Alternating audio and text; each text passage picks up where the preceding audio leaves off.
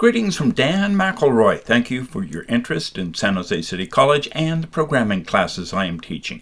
A great big welcome. I'm sending this video because either you are registered in one of my programming classes or you're on a wait list. I have spent many years in industry both on the hardware and software side of different computer projects. I'm now dedicating my time to teaching at San Jose City College. I can be reached at dan.mcelroy@sjcc.edu. These classes cover the basics of programming. After the basics, we move on to more advanced topics such as references arrays, multi-file projects, disk file access, and object-oriented programming, also known as OOP. Graphical user interfaces are covered in the Java class, but not the C and C++ class. The C++ and Java programming courses provide an introduction to software engineering and are the foundation for your future success in any computer science program.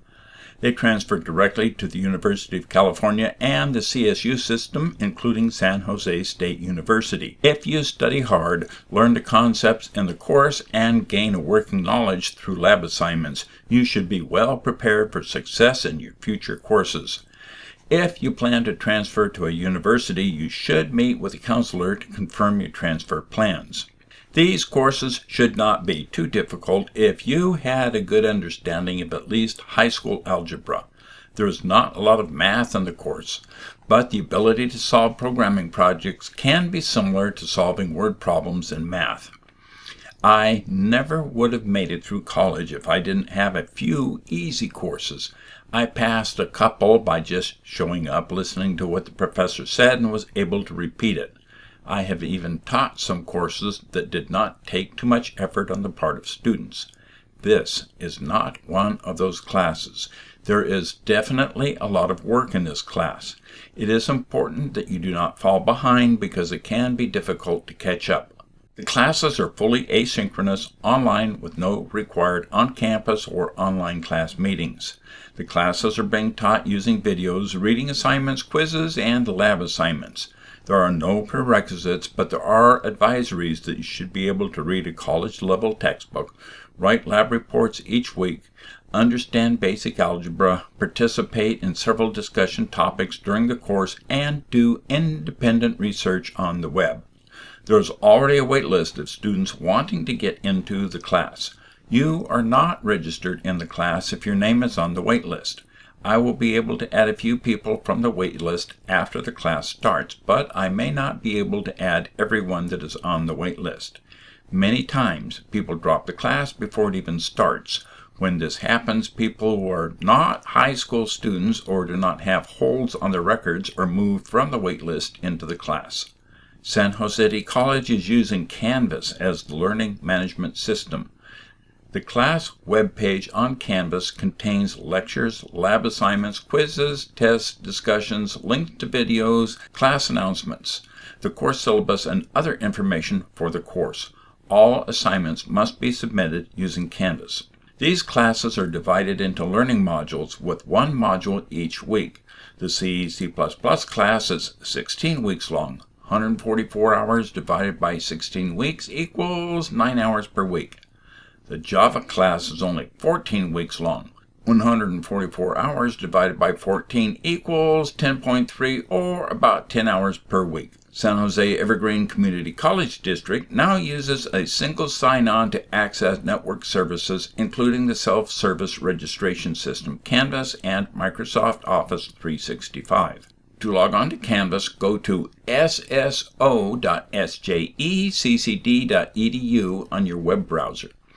Enter your SJCC username and password to log in, then select Canvas.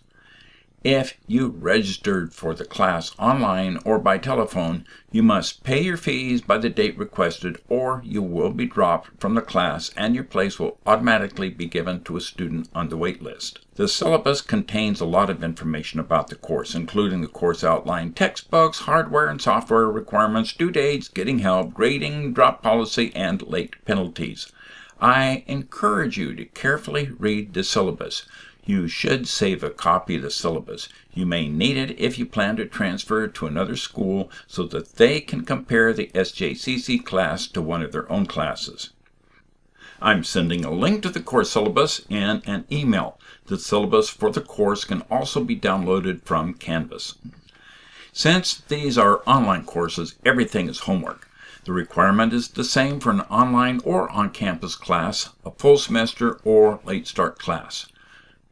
You may wish to consider taking the class at a different time if you have vacation plans or your schedule is full of other important obligations. These classes require a significant amount of work each week. The Education Code stipulates that a college-level work is to be earned through 48 hours of study for each unit.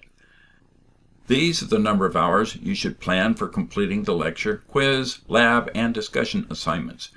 You may be able to spend less time if you already have a background in programming. There will be exercises that require independent problem solving on your part. Some of these skills are similar to solving word problems in an algebra class. You can complete the class assignments on your own schedule, but you are expected to submit them by their due dates or a late penalty will apply. Are you ready for an online course? Online and hybrid classes, also known as distance learning, are not for everyone. To help you decide whether distance learning is right for you, you can take the self-assessment quiz located at www.proprof.com/quiz-school/store.php ? Title equal SJCC-online-readiness-quiz-4-students. Why do you want to take a programming class? Do you like something that is very logical? Do you enjoy working on puzzles? You realize that you will never know everything about programming, always creating new projects. You are in control of what the computer does, researching to find answers to stuff that doesn't work. Do you like to fix things that are broken and make them work? Here is one of my big concerns. Is this really the right course for you? If you really want to learn programming, transfer to computer science or computer engineering at a university, then this is the class for you. These are the classes I wish I had when I was learning software. However, a computer programming course may not be a good fit for you if you are really not interested in becoming a programmer or computer engineer. A few students in the past signed up for a programming course because they needed 3 units to qualify for a sports team or satisfy requirements for financial aid, only to discover that they really wanted an easier Introduction to Computers course, not an Introduction to Computer Programming.